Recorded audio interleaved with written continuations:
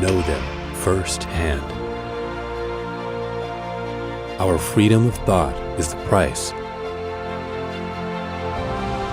This is the lesson that guides us in everything we do. Yeah, so there's the tear gas there. We know the value of a free society. And we take seriously the responsibility to preserve it. We are NTD.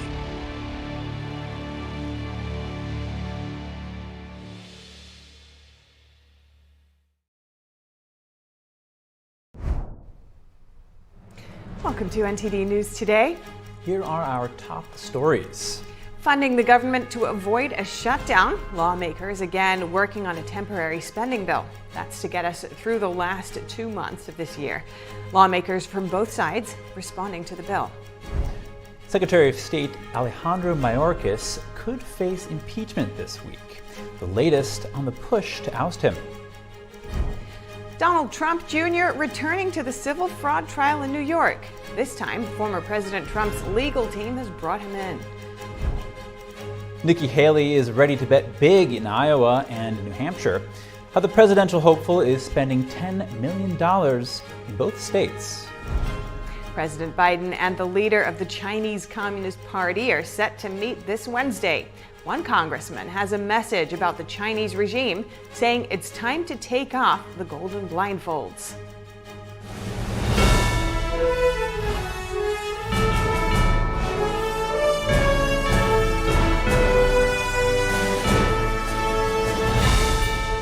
This is NTD News Today, live from our NTD Global Headquarters. Here are Stephania Cox and Chris Beers. Hello and welcome to NTD News Today. We have insights and perspectives on the stories shaping our world. Breaking news, in-depth analysis, and inspiration to power your day. Now for our top stories. Avoiding a government shutdown, again. The House is possibly passing a continuing resolution, or CR, again. House Speaker Mike Johnson introduced the bill on Saturday. It would fund the government temporarily for about 2 months. We're going to have to. I mean, there's no choice here. I mean, the world is on fire from where I sit. It is too, urgent. We can't sit back and do nothing.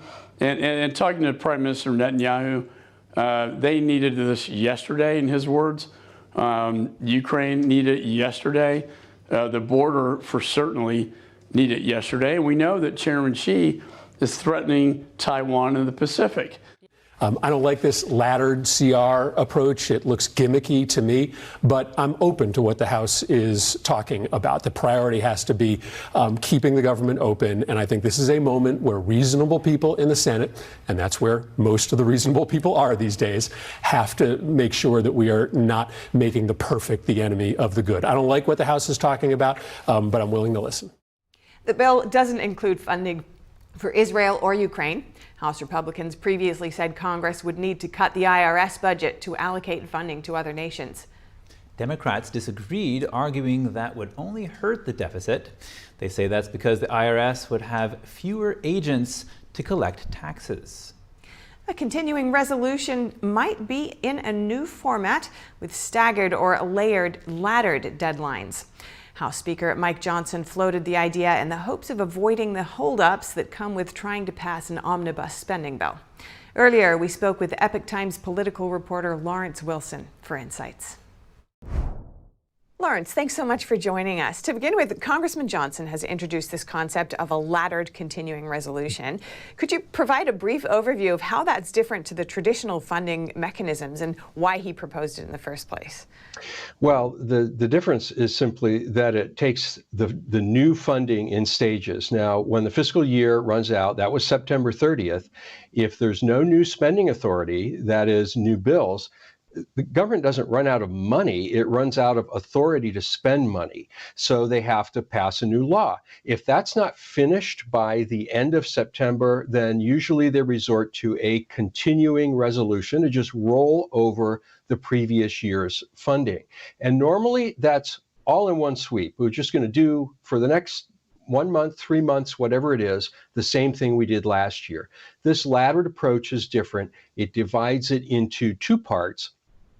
One group of spending bills would come due again on January 19th, and the next would come due on February the 2nd. So it gives two windows to work out the remaining spending items. And how has this idea of a laddered continuing resolution been received so far from various sides of politics? And it's gotten a resounding meh. It's a lot of congressmen say, what? We never heard of this before. I'm not sure. I talked to one congressman last week who said, I just need to hear more about it. I'm not opposed to it. I just don't think I understand it yet. So we're hearing a lot of that. I think people are unwilling to make an early commitment before they can hash it out, see what it really is. But the speaker seems to think he has the ability to get a consensus for it. In the Senate, it's less clear. But I think, mixed reaction, but it's not a resounding no. Okay. And in terms of, are there specific government departments or sectors that would be more adversely affected if an agreement isn't reached? And do you know how the laddered, continuing resolution might address those? The people who are going to be the hardest hit are probably lower enlisted ranks in the military, because they don't get paid an awful lot to begin with. If you're raising a family on that kind of money, it's already a little bit difficult. And they would have to keep working because they are essential personnel. So there's no layoff. They can't go out and maybe pick up a part-time job in the meantime. They've got to keep showing up for work. And if they're raising a family on, say, a private's pay in the Army, that's not a lot of money. So it really would hurt them the most to go without pay for whatever length of time it is. And this deadline that's looming on Friday is quite a big one. If, that doesn't get addressed, how important is it? What's going to happen? Well, they call it a government shutdown. It's really kind of a partial suspension of government services. So what they do is stop non-essential services. And those are things that nobody's going to die if this doesn't happen. So the national parks will close and some other government functions. There won't be any new hiring taking place. And some people will just get sent home. They'll be furloughed for that time, and of course without pay. Then others will have to keep working to keep essential government functions going. So federal law enforcement is going to keep working. The military is going to keep working. Social security checks are going to keep going out, and those people will be asked to work without pay. And we all know the public doesn't like government shutdowns, and yet some Republicans are resistant to short-term spending bills. How do you think this laddered approach could potentially balance that, if you think it could? Well, I think it might, in that the big fear among the real fiscal hawks, especially in the House, is that if we keep passing these continuing resolutions, we're eventually just going to have to pass one big, massive bill called an omnibus bill, which just lumps the whole thing together. Then nobody gets to really debate it, look inside of it, kick the tires, propose amendments, because we're up under a really tight deadline. So this approach could be a way for the speaker to say, look, we're going to keep working on passing regular spending bills. That's what the fiscal hawks want to see. But we do need to prevent the government from shutting down. It's politically unpopular. There's a segment of the public that doesn't care. They're not interested that much in the functions of the federal government. And there are some lawmakers who say, listen, a shutdown is better than an omnibus spending bill. But this could be a halfway measure to say, we're still working on it, but we just need a little more time. Lawrence Wilson, political reporter for the Epoch Times. Thank you so much. Thank you. Pleasure. Impeaching President Biden or not, House Republicans are still not sure. They first have to finish the impeachment inquiry. Congressman Jim Jordan now giving a timeline on when the inquiry might end and the impeachment begin.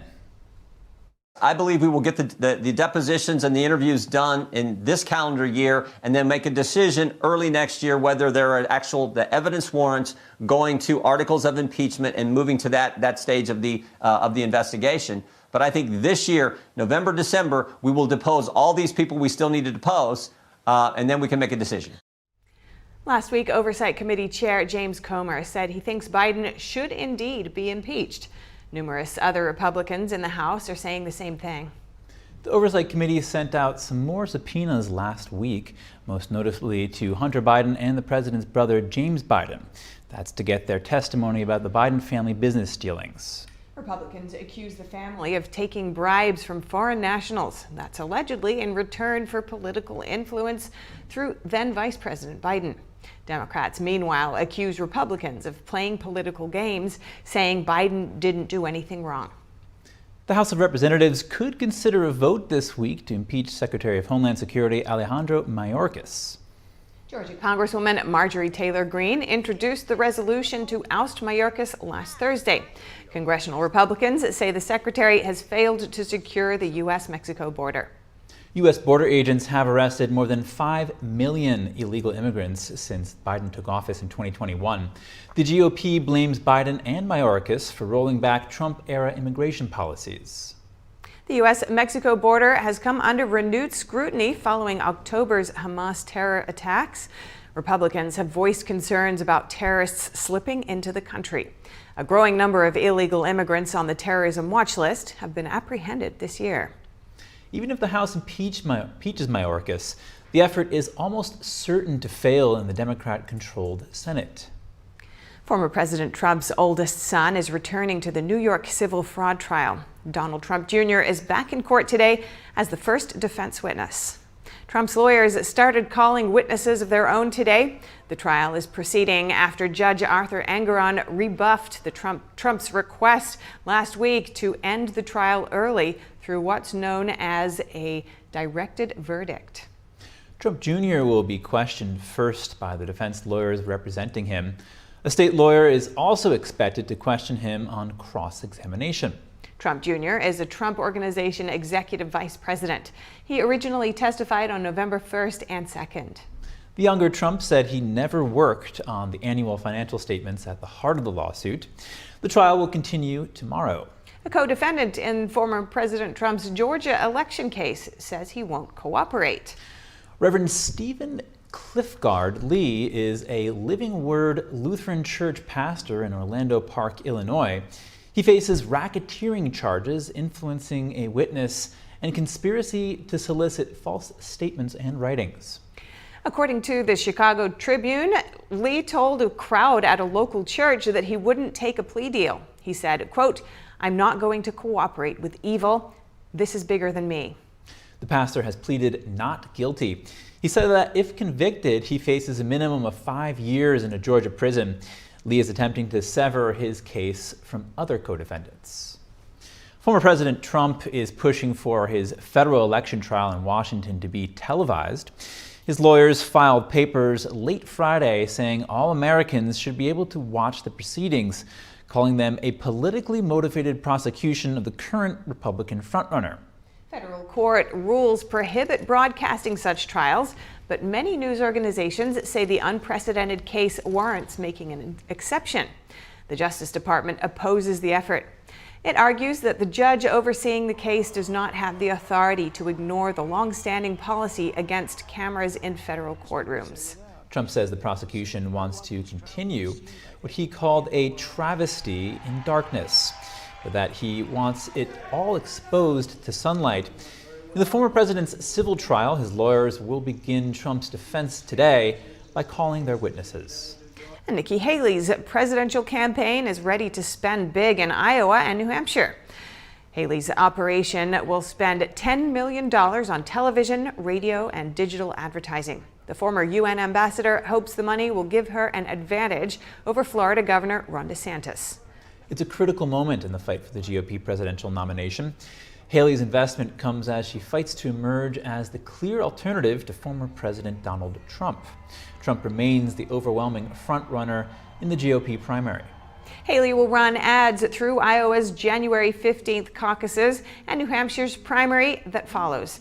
As of now, the DeSantis campaign is spending only in Iowa. Trump's campaign reported more than $37 million on hand at the end of September, more than DeSantis and Haley combined. Former Minneapolis City Council member Dawn Samuels is challenging Congresswoman Ilhan Omar for her seat. This is his second attempt to unseat the Minnesota Democrat after his run in 2022. Samuel says that his narrow primary loss showed Omar could be voted out of office. Omar won re-election twice, despite making comments considered anti-Semitic, for which she later apologized. The Congresswoman has come under renewed fire for condemning Israel as the IDF battles Hamas. Omar issued a statement Sunday touting her work in Congress and for her district. The Minneapolis district has a large Somali Muslim population. It includes St. Louis Park, a historical center of Jewish life in Minnesota. Samuels said he believes the war in Gaza will be a significant issue in the upcoming election. Coming up, demonstrations in San Francisco. The Apec summit is bringing out protesters of all kinds. Hear what activists are pushing for. And China becoming a greater threat by the day. Find out how and what U.S. lawmakers can do about it after the break.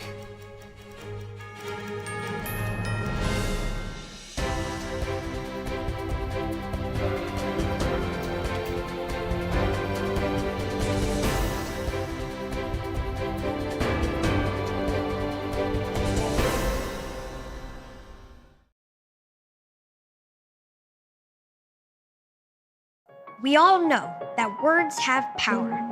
They set things in motion and make us happy or sad. But there's one word that stands out because when people say it, lives are changed. It's not a big word. It's itsy bitsy. It's only 3 little letters. But when you say it, the life of a kid like me can be changed. So, what is this special word? It may surprise you. It's yes! Yes! Yes! Yes to becoming a monthly supporter of Shriners Hospitals for Children. That's right. Your monthly support allows the doctors and nurses at Shriners Hospitals for Children to give the most amazing care anywhere and change the lives of kids like me. And me. And me. Because people like you have said yes. Now I can play football. And I can play catch. And I can walk. So what do you say? Will you say yes right now? It's so easy. All you have to do is pick up the phone or go to loveshriners.org right now and say yes. When you say yes to giving just $19 a month, only 63 cents a day, we'll send you this adorable Love to the Rescue blanket as a reminder of all the kids you're helping every day. My life is filled with possibility because of the monthly support of people just like you who called the number on your screen and said yes. Yes. Yes. Yes. Your yes is making a difference in my life and the lives of so many other kids like me. Thank you. Thank you. Thank you. Thank you. Thank you for giving. Please call or go online now. If operators are busy, call again or go to loveshriners.org to say yes right away. My dad's name was David. He always talked about getting life insurance, and now it's too late. No one was expecting my husband Dave to suffer from a heart attack. We didn't have life insurance. We thought we had more time. Don't be Dave, and don't wait until it's too late to get the life insurance coverage you need. And if you don't have enough insurance to cover funeral costs, credit card debt, and other expenses, your family is going to get stuck with the bill. Call now to get affordable life insurance. Just call 800-494-1562. If you're over 50, you can't be turned down for this insurance, regardless of your health. Plus, there's no medical exam, no health questions. Your rate will never go up. Your coverage will never go down. And rates start as low as $5 a week. Remember, don't be Dave. Call now. Call now. 800-494-1562.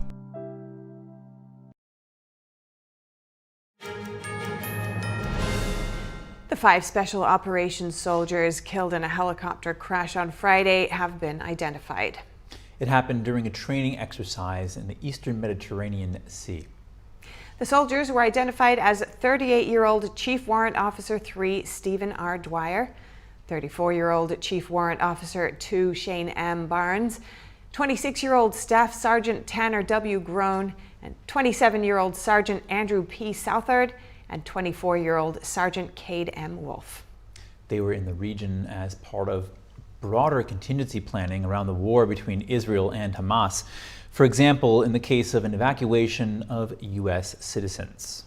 President Biden and Chinese regime leader Xi Jinping are set to meet this week on Wednesday at the Apec summit in San Francisco.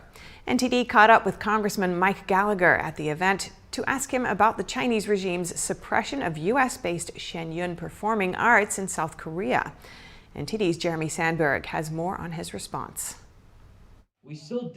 Congressman Mike Gallagher, chairman of the House Select Committee on the CCP, told NTD that China's actions in South Korea is just one example of the regime's economic warfare. I think this is all evidence of a global strategy of economic coercion, which is why we need to push back in concert with our allies. I actually think our ambassador to Japan, Ambassador Emmanuel, has done a fantastic job calling out incidents of coercion and calling on the administration in partnership with Congress to push back against Chinese economic coercion. But Gallagher says the most important thing is reducing China's source of leverage for coercion in the first place. The fact is we've become too dependent on China in a variety of areas, whether it's critical mineral processing or advanced pharmaceutical ingredients. We're going to have to figure out a way to reclaim our economic independence before it's too late. Because imagine if we found ourselves in a kinetic confrontation with China over Taiwan, they would weaponize supply chains, they would weaponize those points of leverage to bring us and our allies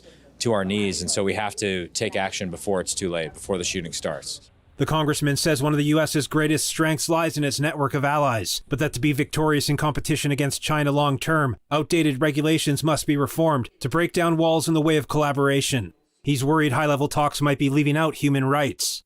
Just as in past competitions with existential threats like the Soviet Union, we used human rights to advance our strategic interests, we have to do the same right now. We have to put them at the forefront of our grand strategy vis-a-vis China, and we can't ignore the atrocities that the CCP is perpetrating, whether it's in Xinjiang, whether it's in Hong Kong, whether it's just the Chinese people who are victims of the authoritarianism and the techno-totalitarianism of the regime in Beijing. Gallagher says the U.S. has delayed key defense actions in order to send high-level cabinet officials to Beijing and set up the APEC meeting between Biden and Xi. Over the last 2 years, we haven't sanctioned a single Chinese official for the genocide in Xinjiang. We haven't sanctioned anyone for the suppression of freedom in Hong Kong. There's been no meaningful investigation into the origins of COVID. The attempt to play down the spy balloon incident was a joke, all in pursuit of this engagement. And so I think it's dangerous, I think it's naive, and paradoxically, it's going to make the Chinese Communist Party more aggressive because these Marxist-Leninist regimes tend to get more aggressive the more you appease and accommodate them. Gallagher's message to the business community is, it's time to take off the golden blindfolds. Jeremy Sandberg, NTD News. Crowds of demonstrators gathered in San Francisco yesterday to protest a wide range of issues.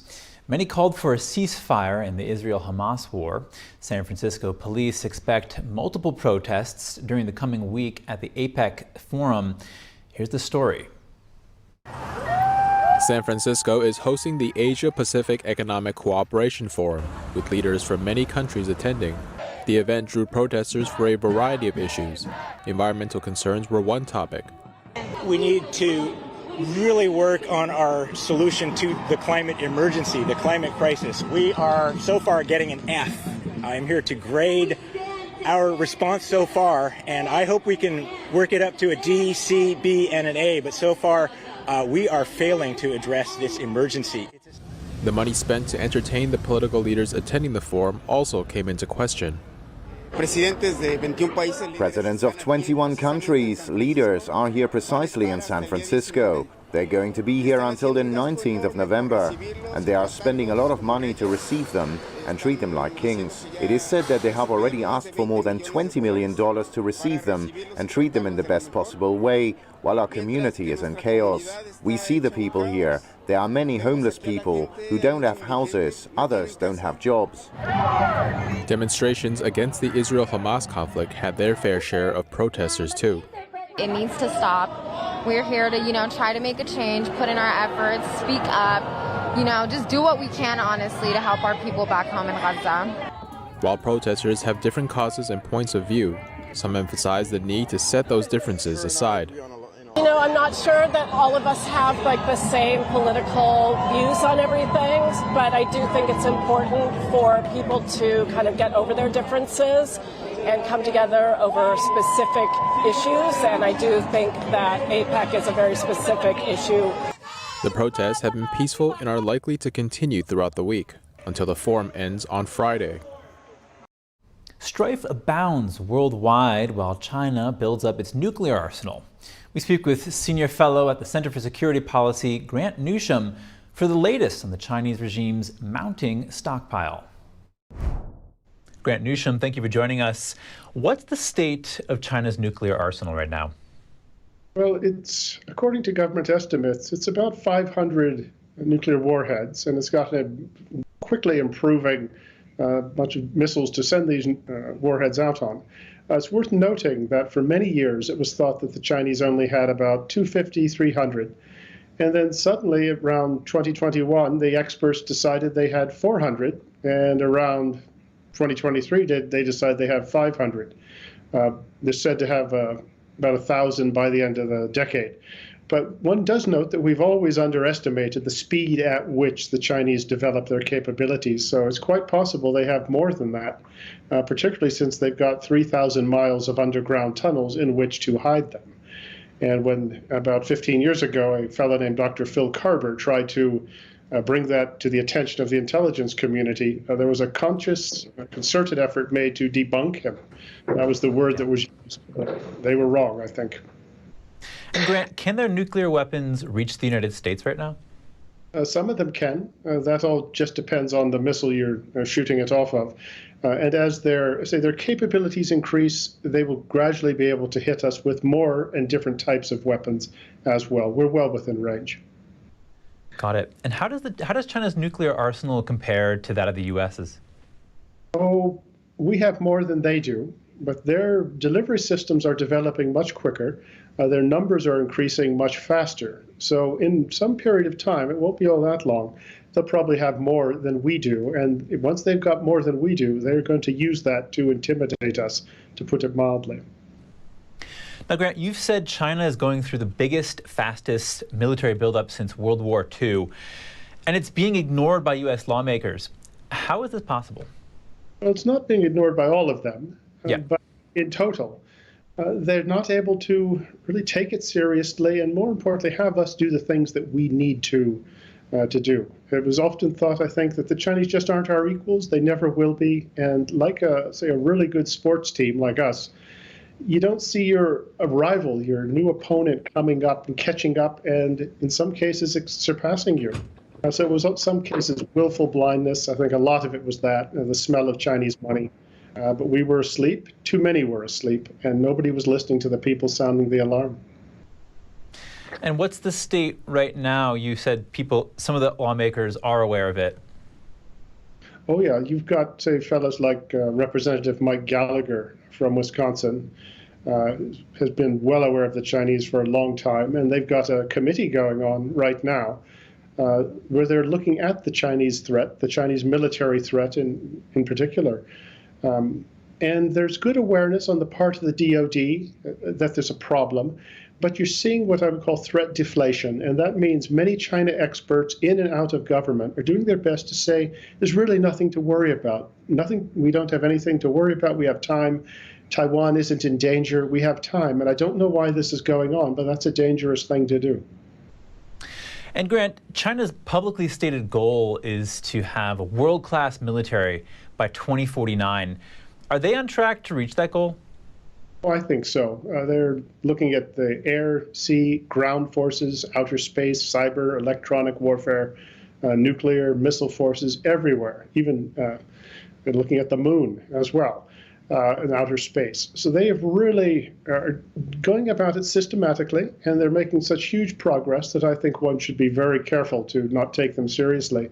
And they will probably be there before 2049. What's your advice to U.S. lawmakers given all this? Well, first take it seriously and then do something. And I don't see that we're actually doing anything. First thing you have to do is to stop funding the People's Republic of China. We are effectively funding their military buildup. You're going to have to crack down on Wall Street and our business class and the donor class that has so much influence on Capitol Hill. Then come up with a coherent plan for rebuilding our military and fast. There's a lot of talk, but I don't see much action actually happening. And you've got to make sure that our partners are on board with this as well. But often when you show you're serious and get your economic, your financial house, your political house in order, and then build up your military, the psychological effect is immense, and it will have some good benefit for us. All right, Grant Newsham, thank you for joining us. Well, thanks for having me. Coming up, London police arrest over 100 protesters, most of them pro-Israel. This comes as London's police are battling allegations of bias. And tens of thousands take to the streets in Paris in a march against anti-Semitism. Some big names in French politics show up to lend their support. More in just a moment.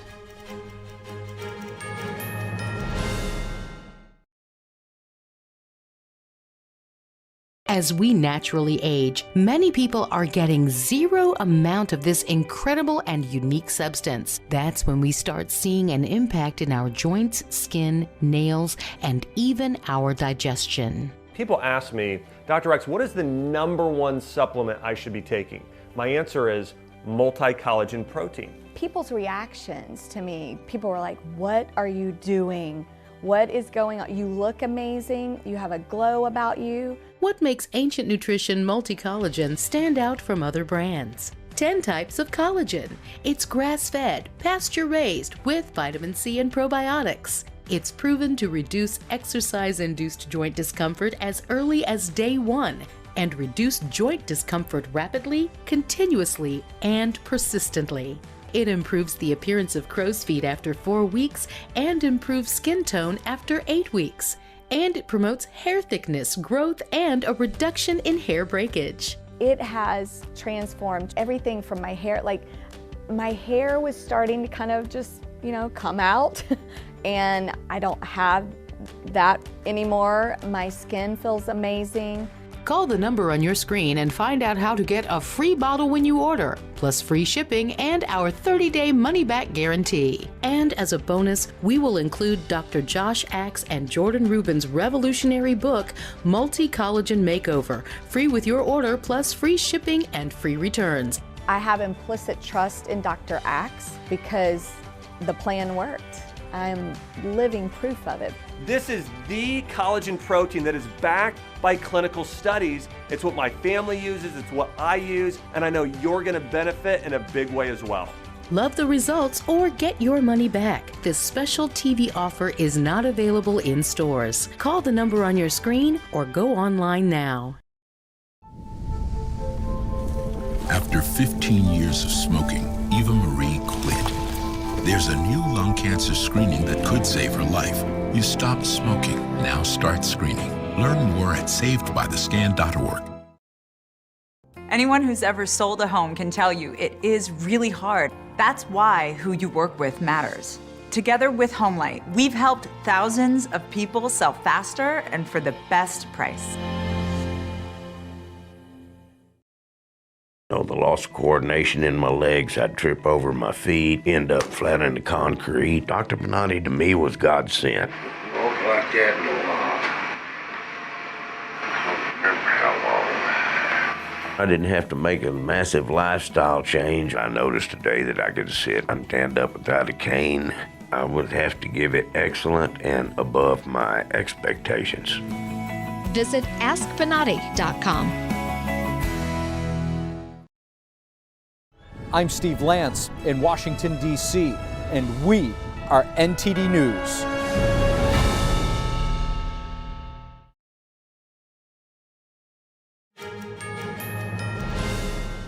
Now we're heading over to France, where thousands marched in Paris yesterday to condemn a surge in anti-Semitic acts.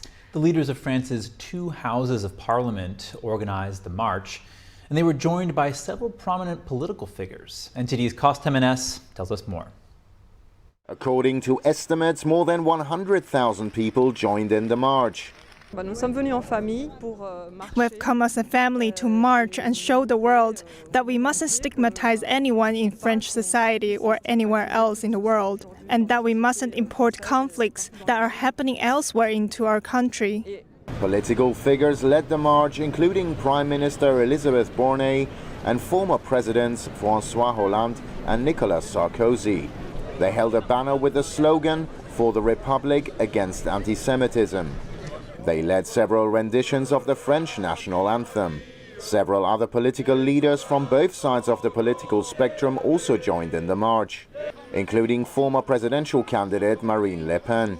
I think it's a good thing. We're not here to play politics. We're here for a demonstration, for a good cause, and for and against anti-Semitism. We're not here to play politics. President Emmanuel Macron decided not to attend, but published an open letter supporting the march. His absence drew criticism from some politicians. Macron recently opposed Israel's bombing of Gaza and called for a ceasefire, which was rebuked by Israeli Prime Minister Benjamin Netanyahu. Around 80,000 people joined protests against anti-Semitism in other parts of the country. Tensions have been rising in France, particularly in the capital, over the Israel-Hamas war, resulting in a surge in anti-Semitic incidents. Cost Jimenez, NTD News.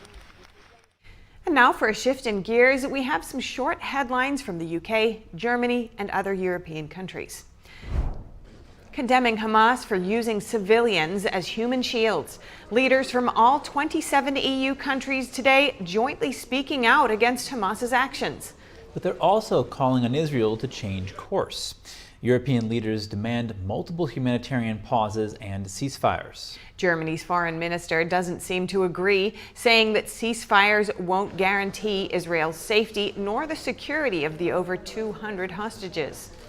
Here's the EU's High Representative talking about today's joint statement. We ask Israel to show maximum restraint in order to save civilian lives. We condemn the use by Hamas of people at hospitals as shields, but also we express our concern for the dire situation of the hospitals that are being heavily affected by the bombing. UK's former Prime Minister David Cameron has made an unanticipated comeback to high office. He was named the country's new Foreign Secretary after Prime Minister Rishi Sunak fired his Home Secretary earlier today. The Home Secretary drew anger for accusing police of being too lenient with pro-Palestinian protesters. The government said she left her job as part of a cabinet shuffle. She was replaced by the Foreign Secretary James Cleverly. That opened up the position for Cameron, who said he gladly accepted the offer from Sunak. The former leader stepped down after UK voted to leave the European Union.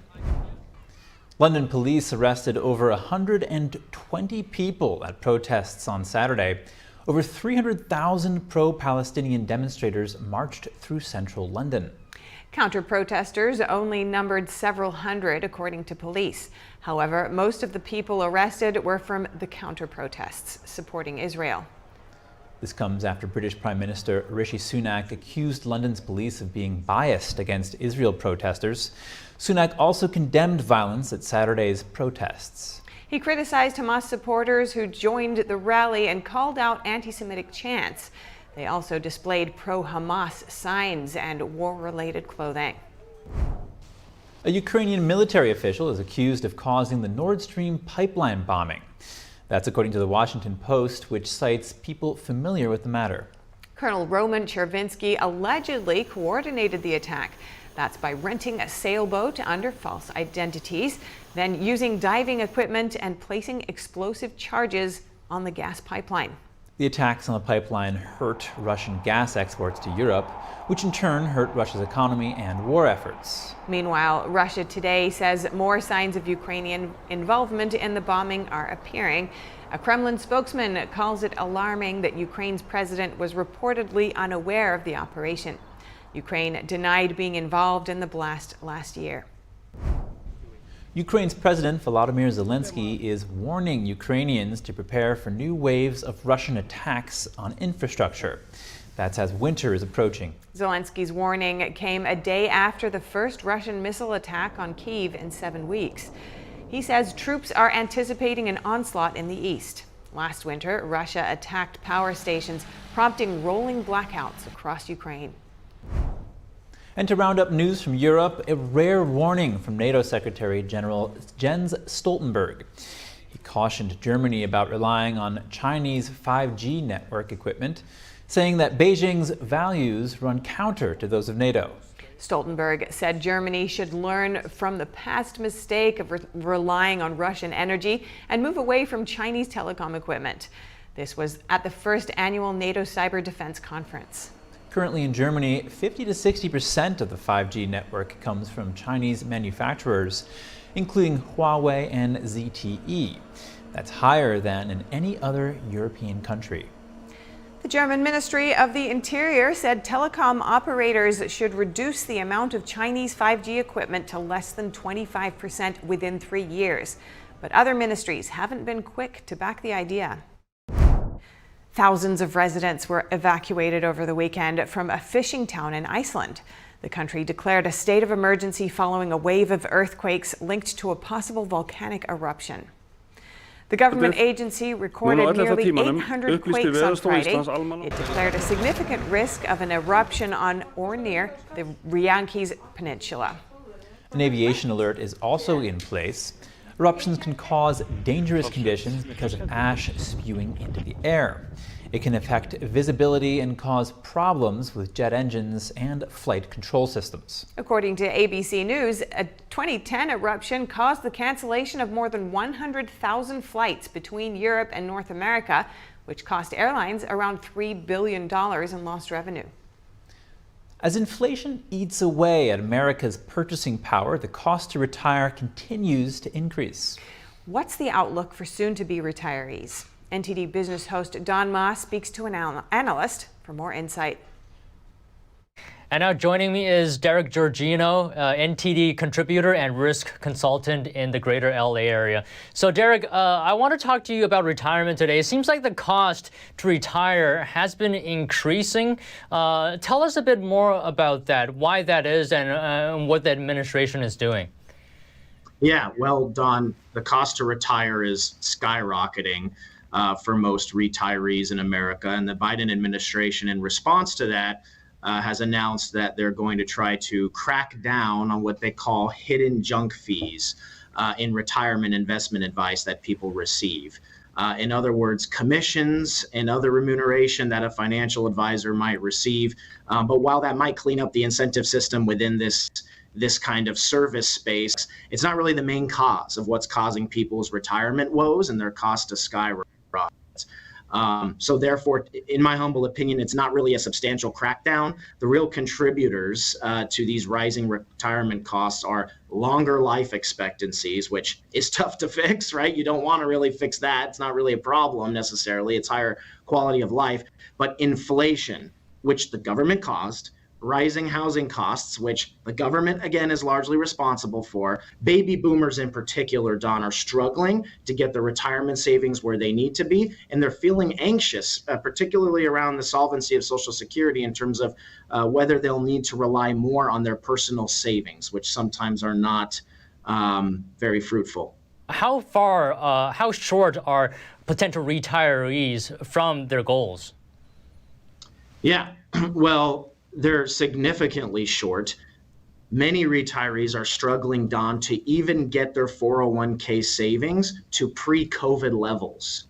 And so what the Biden administration really needs to crack down on is not really junk fees, but these broader root causes for why people's 401k still has not reached the level that it was pre-COVID. Fidelity reported that baby boomers had an average of around $250,000 in their 401k in December of 2021. And now Fidelity reports that they only have an average of $221,000 in there as of June of 23. So their 401ks are still down 11%. This is, of course, the fault of government and not the fault of these financial advisors that are collecting, quote, junk fees. But one thing, Don, is always certain about the government. They will always point the finger at the private sector. But to answer your question, retirees are significantly short of their retirement goals. Forbes had emphasized this point recently, and they reported that the average American retiree was almost $500,000 short of what they needed in order to retire comfortably. That's an immense mountain for our retirees in this country to climb. And a junk fees crackdown, which might help a little bit, is really this regulation the Biden administration wants to put forth is really just a way of inserting the federal government into the financial advice world. And our retirees are not going to materially benefit from it to the tune of $500,000 in retirement savings, that's for sure. Well, we've heard stories that not only are people not saving, but some are actually taking out money from their 401k just to meet, expenses. So, the situation is bad for some, it seems like. But Derek, I think that's all the time we have for today. As always, thank you so much for talking with me. Thanks again for having me. Appreciate it, Don. From Squishmallows to Barbie, the Toy Retailers Association unveiled its Dream Toys Top 20 in the UK. Find out what's on children's wish list this year.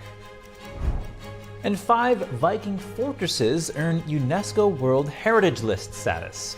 Find out what makes the forts unique more shortly here on NTD News Today.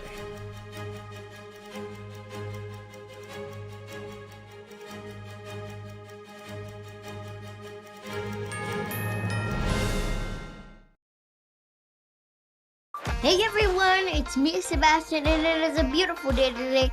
We have so much to be grateful for, so just remember, if you see someone without a smile, give them one of yours. I just love inspiring people to be the best they can be, and the reason I'm able to inspire so many people is because people like you who inspire me with your support of Shriners Hospitals for Children. Since I was little, I've broken 100 bones, and I've had 19 surgeries. Shriners Hospitals for Children was with me every step of the way. But more than that, they've given me the confidence to know I can do whatever I set my mind to. Like right now, I've set my mind to sharing my smile with you. Did you get it? Because of people like you, I can play the violin. I can play piano. I can Irish dance. The help I get is only possible because of caring people like you who pick up the phone and call the number on your screen to make your monthly gift. And when you call or go online right now to donate $19 a month or more, we'll send you this adorable Love to the Rescue blanket as a thank you and a reminder of all the smiles you're bringing to kids' faces every day. Kids like me. And me. And me. And me. So what are you waiting for? You can inspire kids like me by visiting loveshriners.org. After all, you can't help everyone, but you can help someone. So let's go! Thank you. Thank you. Thank you for giving. Join me and bring a smile to the world with your monthly gift today. Please call now. If operators are busy, please call again or go to loveshriners.org right away. Join me and bring a smile to the world. Woo! Come on! Go, Diane! Yeah, keep it going! Yeah! Go, honey! If you love them enough to drive an hour to cheer them on as they get beat 11-0 in the rain, then surely you'll check NHTSA.gov/the right seat to make sure they're correctly buckled in the back seat. Throw that ball, Diane! Woo! You got this! The highest art is beauty.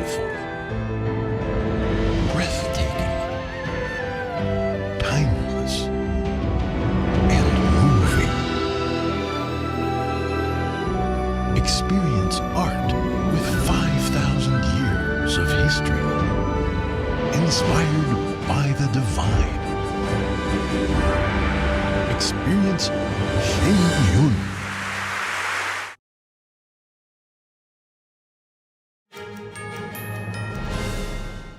Welcome back. The spines of a hedgehog, the snout of an anteater, and the feet of a mole. This may sound made up, but it's not. Scientists from Oxford University have rediscovered the long-lost mammal more than 60 years after it was last recorded. This special species of long-beaked echidna is known as Sir David's, named after British naturalist David Attenborough. It was photographed by a trail camera in remote Indonesian mountains. Echidnas are shy, nocturnal burrow dwellers who are notoriously difficult to find. The species has only been scientifically recorded once before by a Dutch botanist in 1961. A crazy box cart race in the capital of Argentina attracted up to 30,000 spectators over the weekend. There were 30 carts in total, in various shapes from wine barrels to a toilet and a pot of Argentina stew. Contestants were judged on originality, performance, and speed as they rolled along a track filled with slopes and curves. A retro ambulance cart won the contest after completing the course in less than a minute. Our team's name is High Stew. We decided to make a pot of stew that represents Argentina because on our tables, there's always good stew. Christmas is just around the corner, and parents and children are checking the latest toys on the market. The Toy Retailers Association unveiled its Dream Toys Top 20 for 2023 in the UK. Squishmallows, Barbie, and Magic Flyers are on the list. With less than 2 months to go, children are gearing up for Christmas with their wish lists. Toy retailers and toy experts expect plush toys Squishmallows to be a top seller this Christmas. Squishmallows maker Jazzwares says 2022 and 2023 really is the year of Squishmallows. We saw a 500% increase in sales of Squishmallows, so a huge part of that will be down to these lovely guys here. We sold close to 3.5 million units just in the UK last year. These cute pillow-shaped toys are soft and squidgy and loved by both children and some young adults. It's not a toy in the normal sense, it's not just for kids. 18 to 24 and that Gen Z demographic are really buying into this brand. So, at Hamleys, London's oldest toy store, it's Paw Patrol Mighty Movie Sky Deluxe vehicle which is getting a lot of attention. Another toy bound for the skies is LOL Surprise Magic Flyers. The rechargeable doll can fly out of her box. I think blind bags where you don't quite know what you're getting and you're opening something that has a surprise element in it. That's the LOL Magic Flyers. And so I think that's one of the key trends as well. This 5-year-old said the Magic Flyer and Barbie are her favourites. Are you a big fan of Barbie? I have loads of them. And obviously the Barbie movie has had a huge effect. I mean, Barbie would almost certainly have been in the top 10 anyway, but the film has just made Barbie even bigger. Stay tuned to get this 5-piece bakeware set, a $60 value, absolutely free. Tired of that pan that always sticks? It's so scratched and worn, you can't cook in it.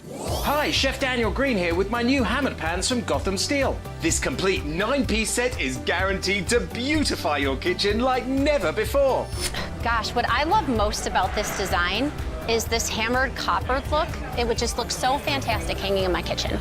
Wow, this is a beautiful pan. It looks great. Look at those eggs dancing around in there. I tell you, I'm sold. Where do I get these? I love them. Hammered pans are ultra non-stick. Nothing sticks. Even gooey mac and cheese slips out with ease. And look, these sticky candies melted with a torch are no match for hammered pans. Plus, they're super durable, so use metal beaters straight in the pan for a gourmet souffle that slips out and a pan that looks just like new. They're even oven safe up to 500 degrees. So bake homemade chicken pot pie, cheesy lasagna, or this whole chicken dinner. Any recipe looks great in these pans. From steak flambe to delicious desserts and delicate fish, nothing sticks. Plus, the entire set is dishwasher safe and PFOA free. Similar sets are over $1,000, but you won't pay that. Not $500 or even $300. Get the full 9-piece Gotham Steel hammered set for just 5 payments of $49.99, and we'll even ship it to you free. But order now and we'll drop 1 payment. That's just 4 payments of $49.99, and we'll even guarantee it for a full 10 years. Plus, we'll include this free steamer and strainer, and our 5-piece bakeware set with every pan you'll ever need to make delicious breads, cakes, and desserts. Together, these are an $80 value, yours 100% free. That's a huge 15-piece set with free shipping. Call or click now. To order, call 1-800-445-7218 or go to buyhammered.com. That's 1-800-445-7218, or you can order online at buyhammered.com. Did you know ESG is impacting every part of your life? From rising gas prices to global food shortages to out-of-control inflation, even losing your freedom of speech and being censored on the internet. It's all being driven by ESG ideology. Who's in control? What can you do about it? Find out in The Shadow State, the first documentary exposing ESG. The ESG movement of governments and corporations operates in the shadows. Only the light of truth can expose it. Watch The Shadow State documentary, streaming now.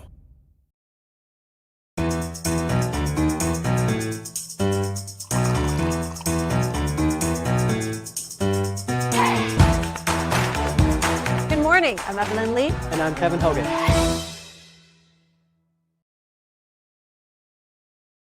Anyone who's ever sold a home will tell you it's really hard. And it's one of the biggest financial decisions you'll ever make. That's why who you work with matters. Together with HomeLight, we take care of every detail.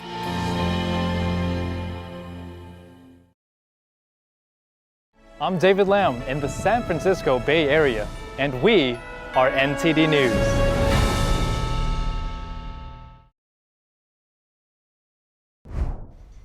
Welcome to NTD News Today. Here are our top stories. Funding the government to avoid a shutdown. Lawmakers again working on a temporary spending bill. That's to get us through the last 2 months of this year. Lawmakers from both sides responding to the bill.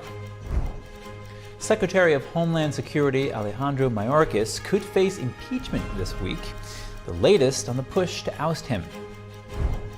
Donald Trump Jr. returning to the civil fraud trial in New York. This time, former President Trump's legal team has brought him in as a witness. Moody's lowered its credit outlook of the United States from stable down to negative on Friday. Is the United States' last AAA credit rating under threat? 1 million followers love her lessons. Now Ganjing World has picked her to be their kindness ambassador. Find out more about an English teacher's mission in life.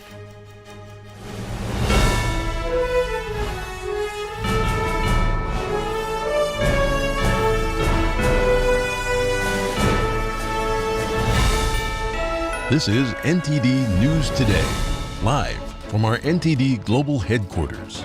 Here are Stephania Cox and Chris Beers. Hello and welcome to NTD News Today. We have insights and perspectives on the stories shaping our world. Breaking news, in-depth analysis, and inspiration to power your day. Now for our top stories. Avoiding a government shutdown. Again, the House is possibly passing a continuing resolution, or CR, again. House Speaker Mike Johnson introduced the bill on Saturday. It would fund the government temporarily for about 2 months. We're going to have to. I mean, there's no choice here. I mean, the world is on fire from where I sit. It is too, urgent. We can't sit back and do nothing. And talking to Prime Minister Netanyahu, they needed this yesterday, in his words. Ukraine needed it yesterday. The border, for certainly, needed it yesterday. And we know that Chairman Xi is threatening Taiwan and the Pacific. I don't like this laddered CR approach. It looks gimmicky to me, but I'm open to what the House is talking about. The priority has to be keeping the government open, and I think this is a moment where reasonable people in the Senate, and that's where most of the reasonable people are these days, have to make sure that we are not making the perfect the enemy of the good. I don't like what the House is talking about, but I'm willing to listen. The bill doesn't include funding for Israel or Ukraine. House Republicans previously said Congress would need to cut the IRS budget to allocate funding to other nations. Democrats disagreed, arguing that would only hurt the deficit. They say that's because the IRS would have fewer agents to collect taxes. Impeaching President Biden or not, House Republicans are still not sure. They first have to finish the impeachment inquiry. Congressman Jim Jordan now giving a timeline on when the inquiry might end and the impeachment begin. I believe we will get the depositions and the interviews done in this calendar year and then make a decision early next year whether there are the evidence warrants going to articles of impeachment and moving to that stage of the investigation. But I think this year, November, December, we will depose all these people we still need to depose, and then we can make a decision. Last week, Oversight Committee Chair James Comer said he thinks Biden should indeed be impeached. Numerous other Republicans in the House are saying the same thing. The Oversight Committee sent out some more subpoenas last week, most notably to Hunter Biden and the president's brother, James Biden. That's to get their testimony about the Biden family's business dealings. Republicans accuse the family of taking bribes from foreign nationals. That's allegedly in return for political influence through then Vice President Biden. Democrats, meanwhile, accuse Republicans of playing political games, saying Biden didn't do anything wrong. The House of Representatives could consider a vote this week to impeach Secretary of Homeland Security Alejandro Mayorkas. Georgia Congresswoman Marjorie Taylor Greene introduced the resolution to oust Mayorkas last Thursday. Congressional Republicans say the secretary has failed to secure the U.S.-Mexico border. U.S. border agents have arrested more than 5 million illegal immigrants since Biden took office in 2021. The GOP blames Biden and Mayorkas for rolling back Trump-era immigration policies. The U.S.-Mexico border has come under renewed scrutiny following October's Hamas terror attacks. Republicans have voiced concerns about terrorists slipping into the country. A growing number of illegal immigrants on the terrorism watch list have been apprehended this year. Even if the House impeaches Mayorkas, the effort is almost certain to fail in the Democrat-controlled Senate. And former President Trump's oldest son is returning to the New York civil fraud trial. Donald Trump Jr. is back in court today as the first defense witness. Trump's lawyers started calling witnesses of their own today. The trial is proceeding after Judge Arthur Engoron rebuffed the Trump's request last week to end the trial early through what's known as a directed verdict. Trump Jr. will be questioned first by the defense lawyers representing him. A state lawyer is also expected to question him on cross-examination. Trump Jr. is a Trump Organization executive vice president. He originally testified on November 1st and 2nd. The younger Trump said he never worked on the annual financial statements at the heart of the lawsuit. The trial will continue tomorrow. A co-defendant in former President Trump's Georgia election case says he won't cooperate. Reverend Stephen Clifford Lee is a Living Word Lutheran Church pastor in Orlando Park, Illinois. He faces racketeering charges, influencing a witness, and conspiracy to solicit false statements and writings. According to the Chicago Tribune, Lee told a crowd at a local church that he wouldn't take a plea deal. He said, quote, "I'm not going to cooperate with evil. This is bigger than me." The pastor has pleaded not guilty. He said that if convicted, he faces a minimum of 5 years in a Georgia prison. Lee is attempting to sever his case from other co-defendants. Former President Trump is pushing for his federal election trial in Washington to be televised. His lawyers filed papers late Friday saying all Americans should be able to watch the proceedings, calling them a politically motivated prosecution of the current Republican frontrunner. Federal court rules prohibit broadcasting such trials, but many news organizations say the unprecedented case warrants making an exception. The Justice Department opposes the effort. It argues that the judge overseeing the case does not have the authority to ignore the long-standing policy against cameras in federal courtrooms. Trump says the prosecution wants to continue what he called a travesty in darkness, but that he wants it all exposed to sunlight. In the former president's civil trial, his lawyers will begin Trump's defense today by calling their witnesses. The Republican National Committee is threatening to disqualify presidential candidates from debates if they attend a Thanksgiving forum. 5 candidates were invited to the Iowa Christian organization's Thanksgiving Family Forum this Friday. They include former President Trump, Florida Governor Ron DeSantis, former South Carolina Governor Nikki Haley, entrepreneur Vivek Ramaswamy, and South Carolina Senator Tim Scott. In a letter dated October 28th, the office reminded the candidates that they agreed not to participate in unsanctioned debates. A spokeswoman for the group said DeSantis, Scott, and Ramaswamy have already RSVP'd for the event. A Trump aide said the former president has no plans to attend. The Iowa Family Organization said it plans to move forward with the event, despite the RNC's warnings. Last month, the RNC blocked a joint appearance by Ramaswamy and GOP rival Chris Christie on Fox News. DeSantis confirmed that he will attend the event despite the warning.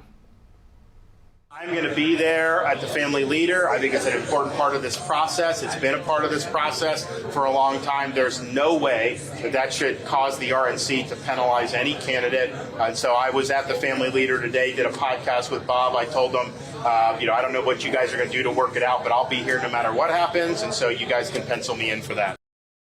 Former Minneapolis City Council member Don Samuels is challenging Congresswoman Ilhan Omar for her House seat.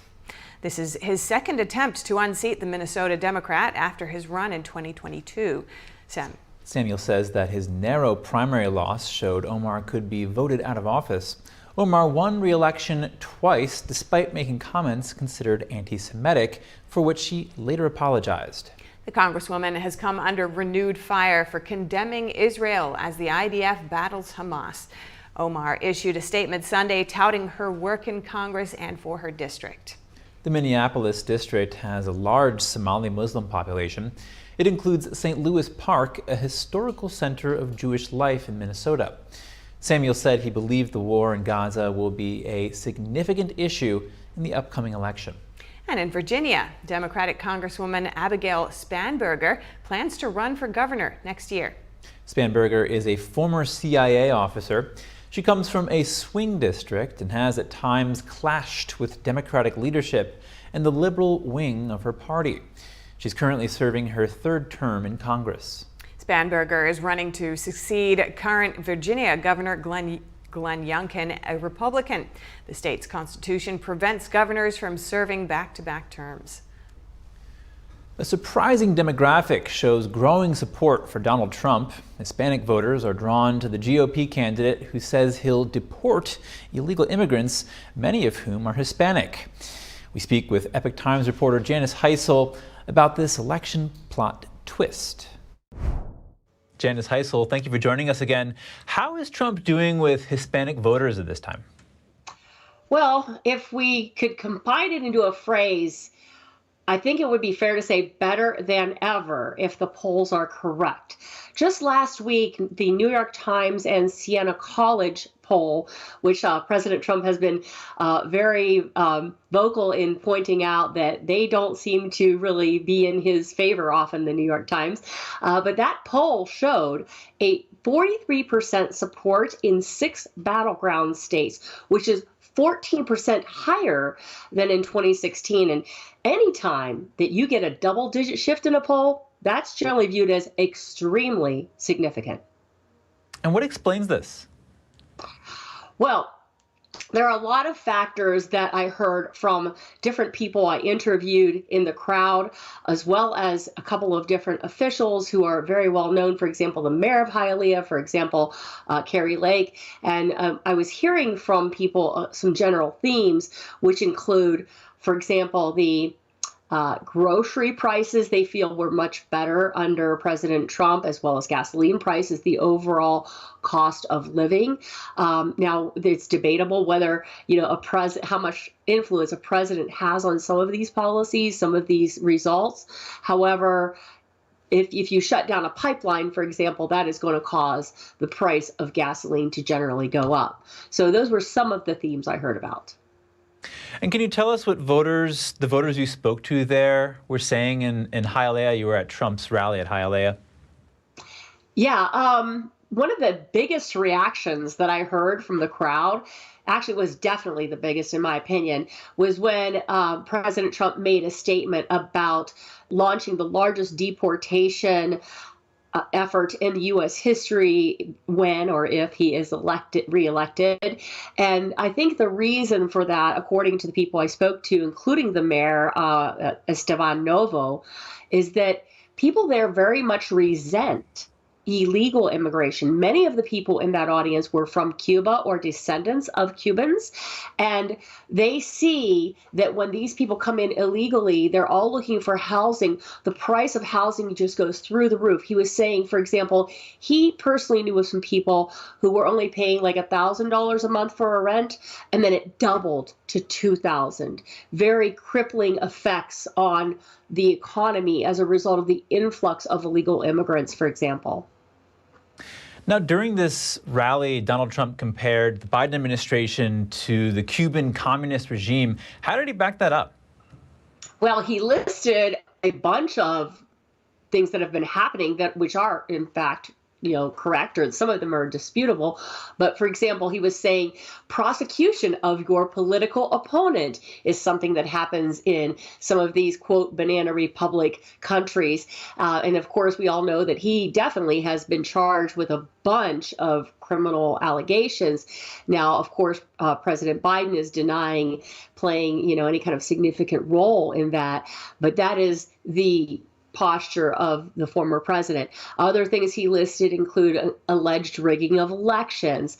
He also listed the just overall taking away of people's free speech rights. We've all seen the censorship that's been happening, and that is proven that the federal government did work with some major media organizations to shut down speech they did not like. Yeah, recent polls show Donald Trump beating Biden in several key battleground states. What's the significance of these numbers, given that we're a year away from the actual election? Great question. A pollster I spoke to, Rich Barris, with the Big Data poll, who has access to several million voters that he regularly polls online. He told me that this is the best that he has seen President Trump perform in polls at this juncture. Now, of course, a lot could change, as you point out, in a year. But, considering the general trend, if that trend continues, he is definitely trending upward toward a win if he does also get the Republican nomination and also dodges or somehow finds a way to get these criminal indictments to not really, affect the vote that much. Yeah, and of course, a lot can happen between now and next year this time. All right, Epoch Times reporter Janice Heisel, thank you so much. Thank you. Coming up, what factors are driving the high suicide rate among police officers? We hear from a retired New Jersey police detective after 4 LA officers took their own lives within a 24-hour period. We have that and more after this break.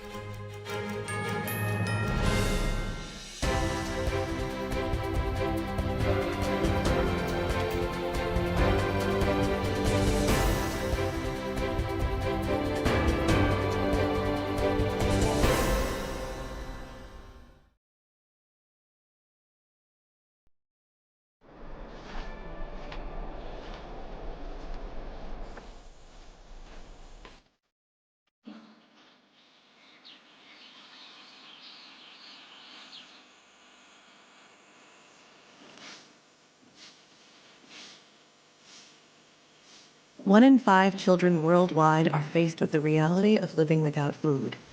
No family dinners, no special treats, no full bellies.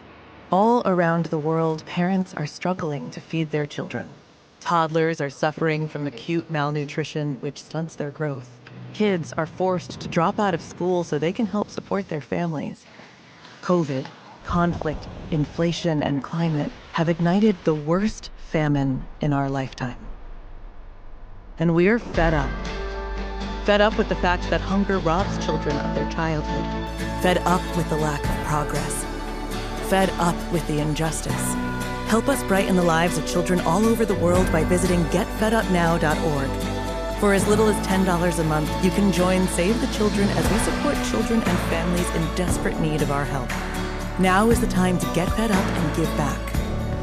When you join the cause, your $10 monthly donation can help communities in need of life-saving treatments and nutrients. Prevent children from dropping out of school. Support our work with communities and governments to help children go from short-term surviving to long-term thriving. And now, thanks to special government grants, every dollar you give before December 31st can multiply up to 10 times the impact. That means more food, water, medicine, and help for kids around the world. You'll also receive a free tote bag to share your support for children in need. Childhood without food is unimaginable. Get fed up. Call us now or visit getfedupnow.org today. My baby's back from the West Coast. Here are those pictures that you asked for your school project? First day of school, cute as a button. So long ago. Oh, here's Grandma Florence after that flood wiped out the whole neighborhood. Sometimes I just cannot believe all the storms we've gone through here. I can only hope that we'll be able to leave this house to you one day, baby. You're our legacy. Planning for these disasters will make sure we're safe, and it's the best way to protect that legacy. Those beans smell heavenly. Give Mom a little credit. You know what? We should make an emergency communication plan. That way we're ready this year. Great idea. At my dorm, we have emergency kits for earthquakes and wildfires, but I'm sure there's something more local I can send you with the link. Okay. Smart. I'm coming to share with you guys. Protect your legacy. Plan for natural disasters today. Visit ready.gov/plan.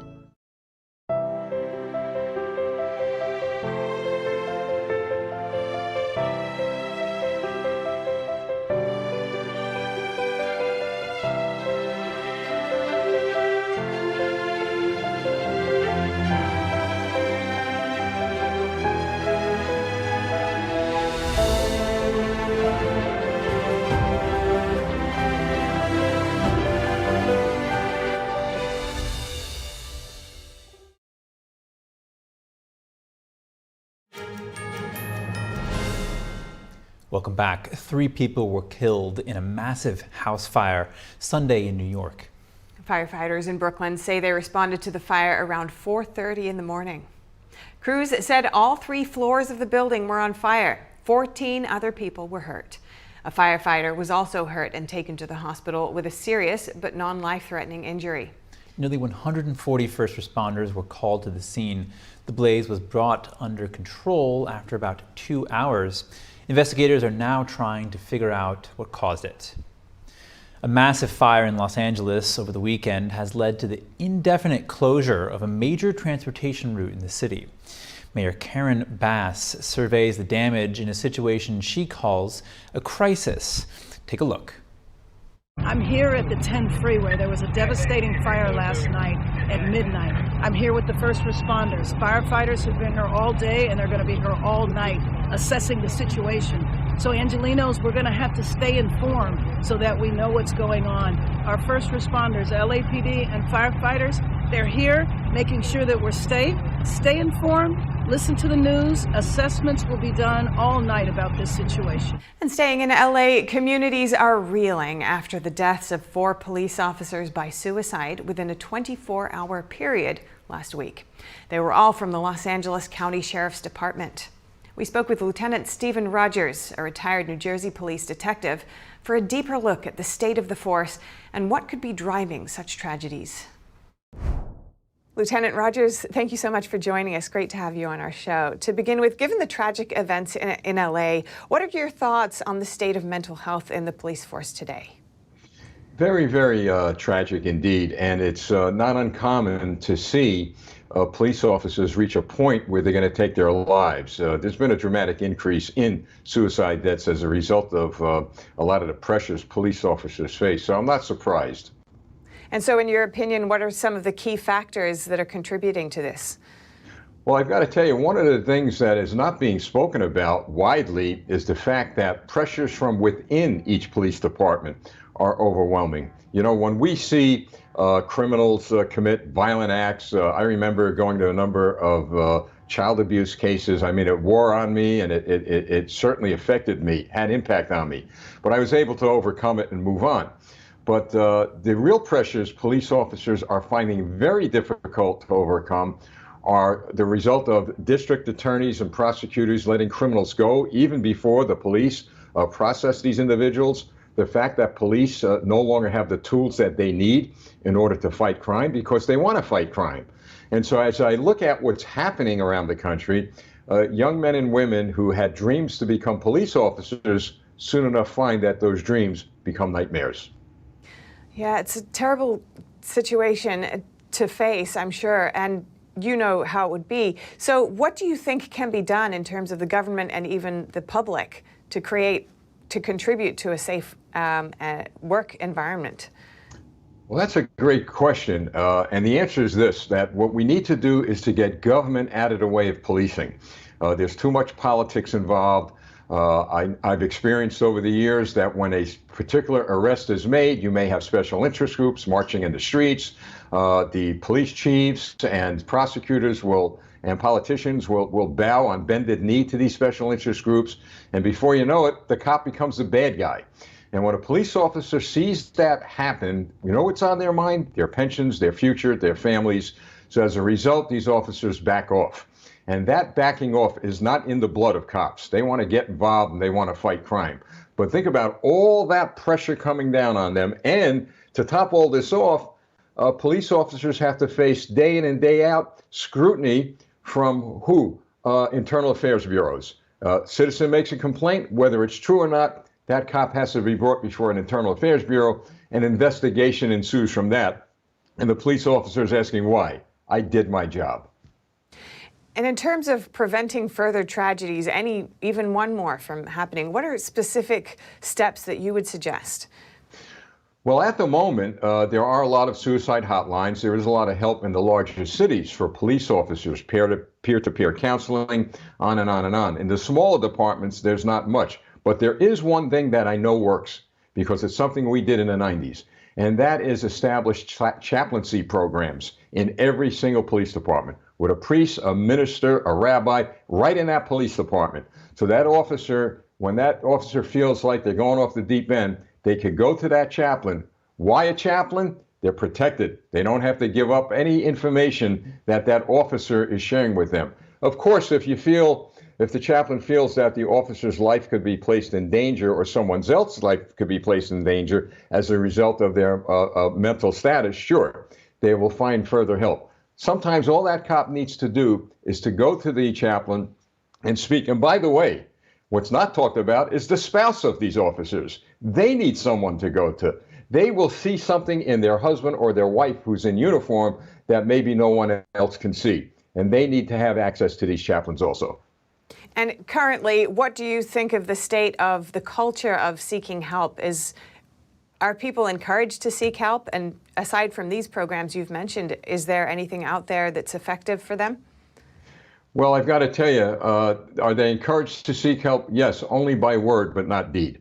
As I said, there's no chaplains in these many police departments. There's no real push to get cops to find help. And the police officer, keep in mind, they're worried about a stigma, that they're going to be isolated as someone who is unstable, and then they're going to end up losing their job. So they weigh all of this. That just puts more pressure on them. They need to know their police chiefs back them, their supervisors back them, and their peers back them. And that would go a long way in preventing these tragedies from happening. All right. Thank you so much, Lieutenant Stephen Rogers, retired New Jersey police detective. Thank you. Thank you. The U.S. is facing a growing healthcare crisis. According to nonprofit research group KFF, over 10 million people have been abruptly cut off from critical health services in recent weeks. KFF data shows a surge in Medicaid participants being disenrolled by states. 35% of those completed their renewal forms. Texas saw the most disenrollments at 1.2 million. California and Florida both experienced about 730,000 cuts. New York followed with 650,000. The cuts stem from COVID-era policies ending. The family's first Coronavirus Response Act mandated continuous Medicaid enrollment during the public health emergency. In nearly 2 years, starting February 2020, Medicaid enrollment rose from 71 million to almost 87 million. That's about a 22% increase. Now the program is unwinding and returning to pre-pandemic operations. Before you tuck your child into bed tonight, you need to listen up. Thousands of children's nightgowns have been recalled due to a burn hazard. The recall affects more than 13,000 nightgowns that were sold by Imunzies. They were sold exclusively on Amazon from this past March through June. The Consumer Product Safety Commission says the nightgowns fail to meet the flammability standards for children's sleepwear. They were sold in various colors and in several sizes. They also have Imunzies, made in China, and the washing instructions printed on a sewn-in label. Thankfully, no injuries have been reported, but consumers should stop using them and contact the company for a refund. Another recall comes from IKEA. The company says the fittings that attach its leaden flat mirrors to the wall can break, causing the mirror to fall and possibly break. It includes over 14,000 mirrors sold in the U.S., expanding from the over 22,000 first recalled in March. They were sold from December 2019 through this past June. The company says it has received 10 reports about the mirror. That's in addition to the 55 reports under the previous recall. Thankfully, no injuries have been reported. The Pentagon's main UFO investigator is stepping down from office in December. Director Sean Kirkpatrick worked at the Pentagon and the CIA over a 27-year career. During his time as director, DoD says Kirkpatrick investigated more than 900 unidentified anomalous phenomena, or UAP. The DoD lauded Kirkpatrick's commitment to transparency with Congress and the American people. The Defense Department added that the physicist leaves a legacy the department will carry forward. Now the DoD and the Office of the Director of National Intelligence are looking for the office's next director. Coming up, a new plan to counter North Korea's nuclear threats, what Defense Secretary Lloyd Austin said in South Korea, and other top news from Asia when we return here on NTD News.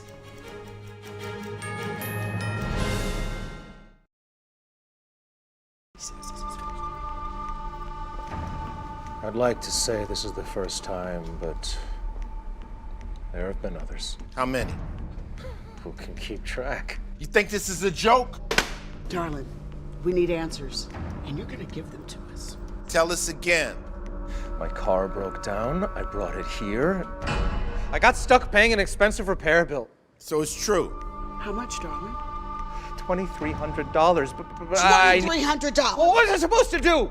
My transmission was shot. You pick up your phone and you call CarShield before the car breaks down. Plans through CarShield cover up to 5,000 parts and systems in your car. That's right. A plan through CarShield could save you on some criminally high auto repairs, especially if your car is out of warranty. So, call CarShield, America's #1 auto protection company, before a breakdown and save yourself from getting stuck in car repair jail. Let me guess.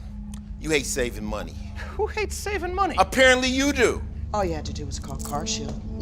And you could have protected yourself against expensive repairs. Yeah, and then my price will go up the minute I file a claim. Shut up! CarShield has the price locked in. For as long as you cover your car. I guess I should have called CarShield? It's about time you said something that made sense. Now you know what you need to do next time. Bet he'll call CarShield now.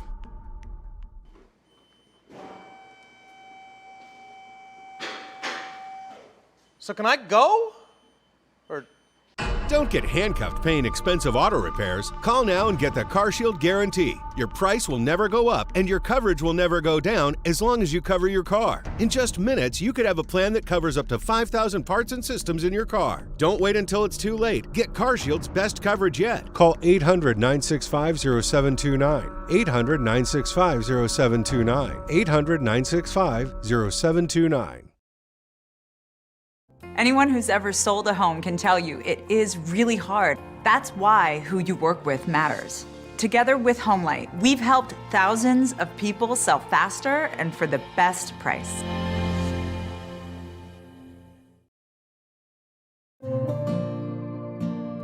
Imagine a coffee that cares for your health. Expertly fermented with a 50 enzyme complex to to enhance flavor and remove bitterness. Small batch roasted to a decadent medium dark, resulting in a brew that is gentle on digestion, low acid, and up to 90% less caffeine than regular coffee.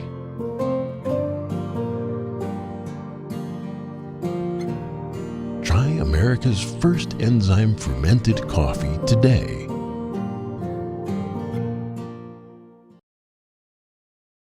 I'm Tiffany Meyer in New York City, and we are NTD News.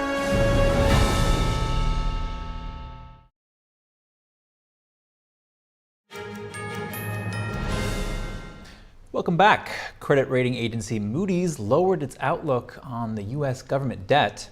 According to the agency, the outlook is now negative, down from stable. Joining us now to discuss is NTD business host Don Ma.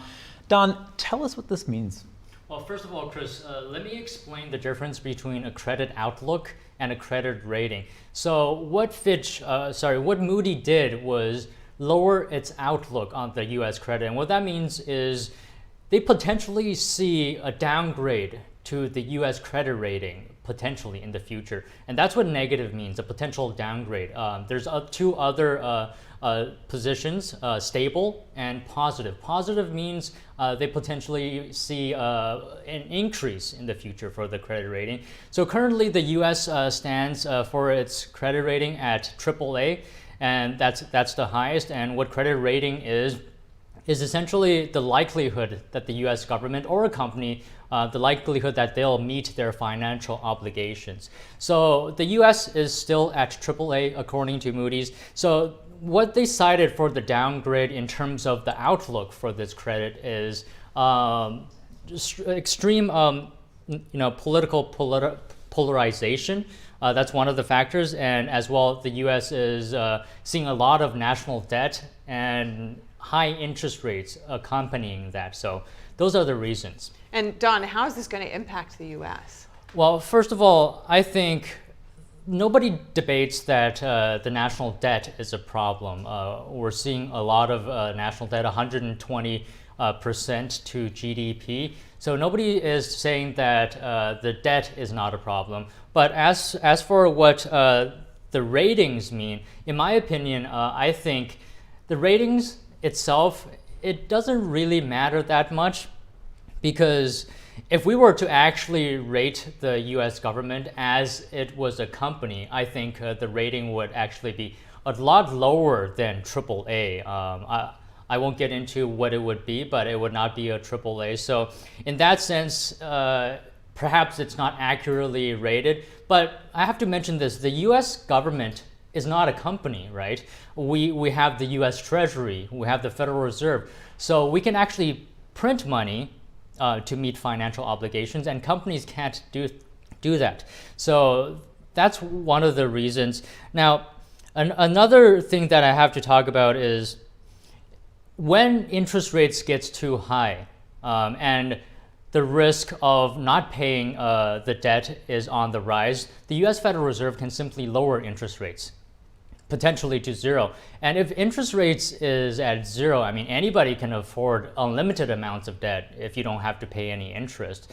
So there's no threat there as well. So the bottom line is, I mean, where else are you going to put your money, right? Other than the US Treasury? You're going to buy Chinese bonds? You're going to put your money in Israel? No, at the end of the day, the US Treasury is still the most risk-free, and that's why I think this rating potentially doesn't really matter that much. All right, so besides this Moody's outlook downgrade, Don, what else is happening in the business world right now? Yeah, sure. Just a quick update on a number of things here. And to start off, Harvard is under fire. It seems like more than 1,600 Jewish alumni have criticized the university for failing to tackle rising anti-Semitism on campus. And some have pledged to actually withdraw their donations until the issue is resolved. And it all began shortly after the October 7th terrorist attacks. And according to a letter from the alumni, more than 30 Harvard student groups showed support for the slaughter of Israeli civilians. The Harvard College Jewish Alumni Association sent the letter to the administration on October 30th. And other than that, I think a lot of us are wondering what happened to the SAG-AFTRA strike and what happened to the deal. Well, it seems like new details have been released of the labor deal between Hollywood studios and the SAG-AFTRA Actors Union. The tentative agreement includes groundbreaking raises, benefit increases, and protections regarding artificial intelligence. The deal is still subject to member ratification, but it entails $1 billion in new wages and benefits, a 7% raise in minimum payments, and a 17% background actor wage increase. And notably, it introduces consent and compensation safeguards for AI use. And we know that was a big point of contention with these strikes. And lastly, Thanksgiving right around the corner, so let's talk about that a little bit. So whether you're driving or flying, better get ready for heavy crowds because traffic and long lines are coming for this Turkey Day. AAA says it's going to be the busiest Thanksgiving in several years, actually. So we're talking big numbers here. AAA says a total of nearly 55.4 million people will be traveling between the Wednesday before Thanksgiving and the Sunday after the holiday. That includes upwards of 49 million Americans driving. But let's talk about the skies. Airlines are expecting a record-setting number of passengers over nearly a 2-week period. And this period includes the weekend before Thanksgiving and the Monday or Tuesday afterwards. All right, that's all from me. Great, thank you so much, Don. Thank you. Thank you, Don. And now shifting gears, we have some short headlines from countries in Asia and Oceania. The U.S. is pledging to back South Korea with nukes if it comes to it.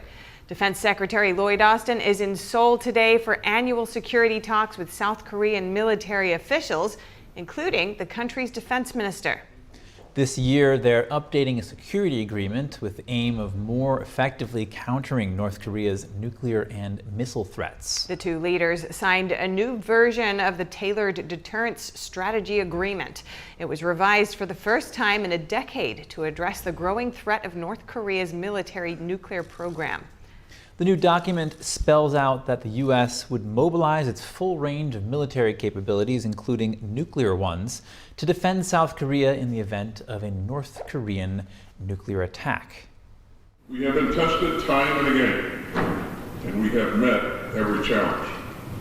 Together, we built one of the most robust, capable, and interoperable alliances on Earth.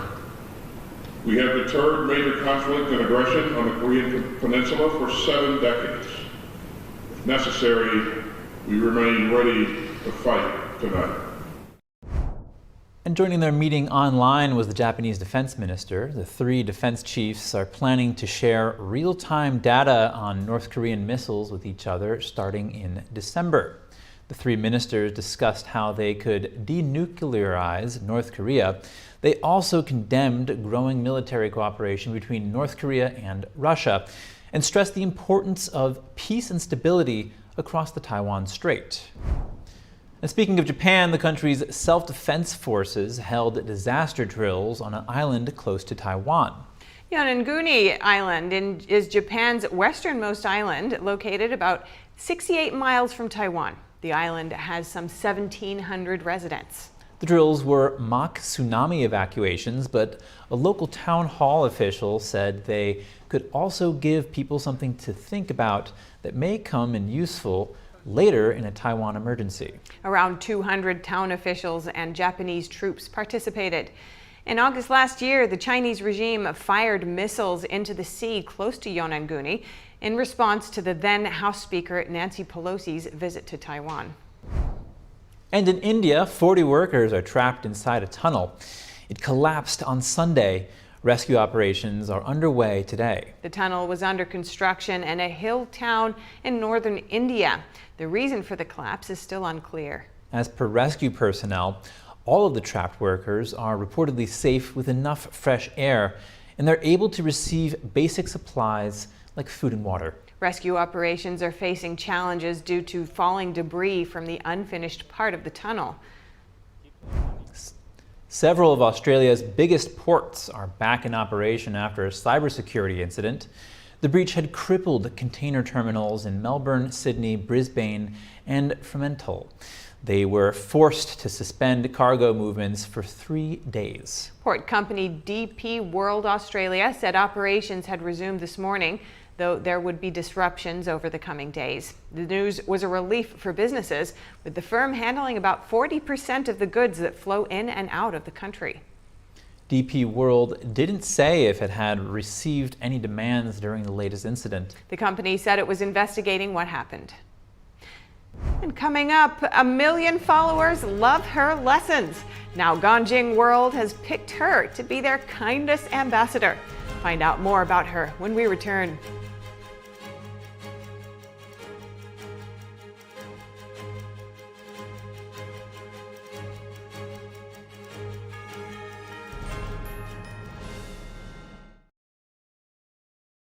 Did you know African elephants could become extinct in our lifetime? In fact, more than 90% are already gone. If we don't act now, they will disappear forever. But we can't do it alone, because when it comes to saving elephants, it's you plus IFAW, the International Fund for Animal Welfare. You plus IFAW together can help stop poaching, protect habitats, and save thousands of elephants. Call or go online right now to join IFAW.org and give $19 a month, only 63 cents a day.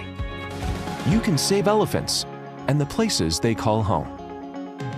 Together, we can fund rangers to stop poachers in their tracks, protect the land elephants need to roam and survive, and provide loving care for those who have been orphaned so they can one day be released back into the wild. But the only way we can do this life-saving work is with you plus IFAW. So call or go online with your gift right now. With the monthly support of people just like you, elephants like Moses are alive and thriving today. It takes years of hard work from dedicated teams so orphaned elephants can learn the skills they need to survive in the wild. So please, call now or go online with your monthly gift. You can help provide the urgent care elephants need so this generation won't be the last. And when you use your credit card, you'll get this exclusive membership kit, including your very own IFAW t-shirt to show it's you plus IFAW standing together to help rescue and care for these majestic creatures. The danger for elephants is more urgent than ever before. That's why we need you. It's going to take all of us to help save elephants before they disappear forever. So please, call right away or go to joinifaw.org with your monthly gift, because together, you plus IFAW can save lives.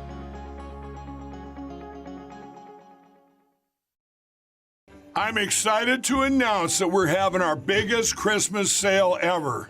You get our brand new 6-piece My Towels for only $29.98, or rejuvenate your bed with a MyPillow mattress topper as low as $99.99.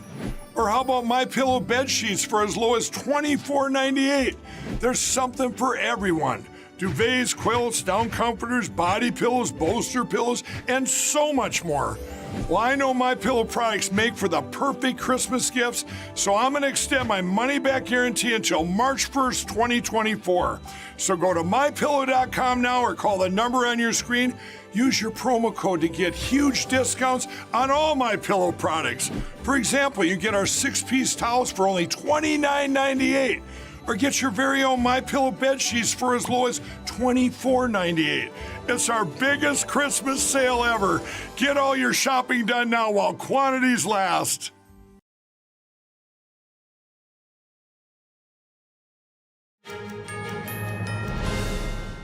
Thank you for staying with us. Today is the perfect day to go out of your way for someone else.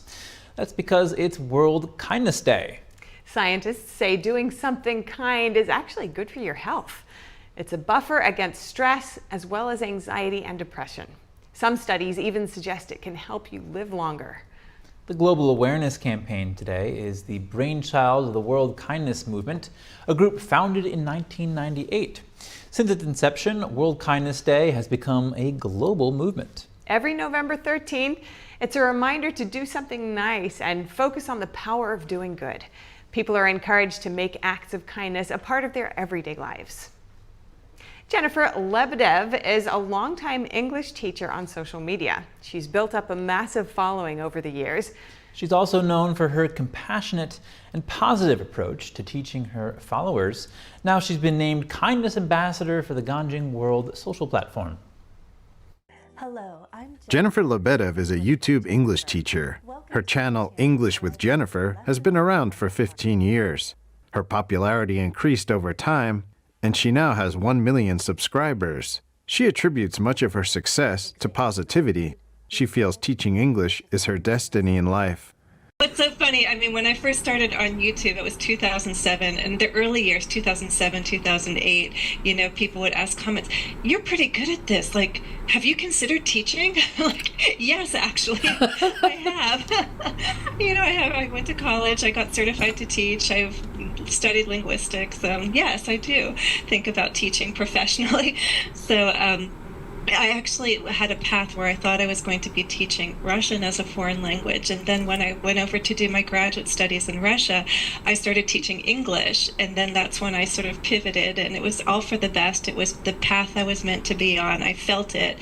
The philosophy at the core of her videos is to treat the audience like close friends or family. She sees her role as much more than just a gatekeeper of knowledge. I have to be that cheerleader for some of my students who you know, have their moments of self-doubt or frustration, and tell them, you are amazing. Like, and people don't see how amazing you are because most of them haven't been in your place. They don't know the challenges that you're facing. Jennifer says what you put into something is what you get out of it, and that your expectations can influence your experience. That's why she imbues her lessons with kindness, caring, and positivity. What you put out is what you get. You put out positivity, you receive it. You know, the people who are saying the world is awful, it's blah, blah, blah, they're like grumbling and complaining. It's because they're putting out that negative energy, right? What do you expect to receive if that's what you're putting out? And I think as I've really tried to embrace this positive mindset and say, this is who I want to be. There's different parts of me, but we choose which parts to embrace and which parts to share with others.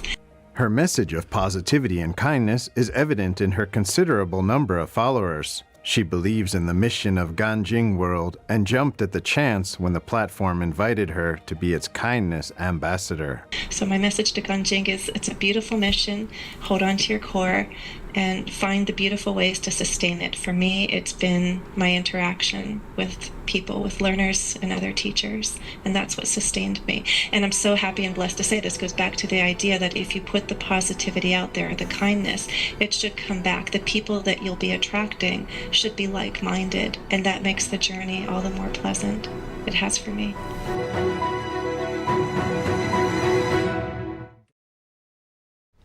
Brain fog can be frustrating, but the good news is there are a variety of treatment options. Here's Gina Marie with Strong Mind and Body.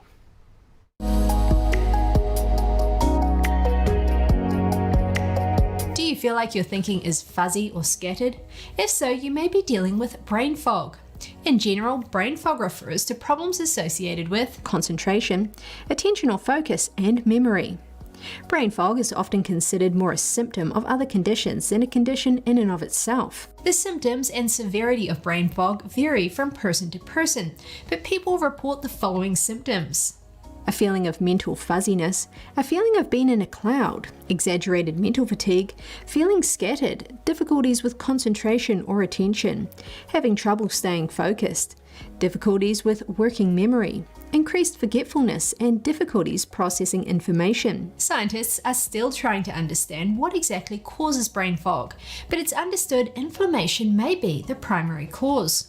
Triggers include toxins such as illegal drugs, cigarettes and alcohol, food sensitivities such as gluten intolerance, histamine intolerance, gut microbiome imbalances, viruses or infections, poor nutrition, lack of sleep, chronic stress, certain medications including cancer treatments, hormonal changes and conditions, autoimmune conditions, and depression and chronic pain. Treatment depends on the cause of your brain fog and may include the following: diet and nutrition, sleep improvement, stress management, hormonal regulation, and transcranial direct current stimulation. There are numerous nutrients that affect cognitive function. Supplementing with the following nutrients may improve brain fog symptoms: omega-3 fatty acids, vitamin D, flavonoids, lemon balm, vitamin B12, vitamin C, and magnesium. And just in closing, remember to exercise regularly.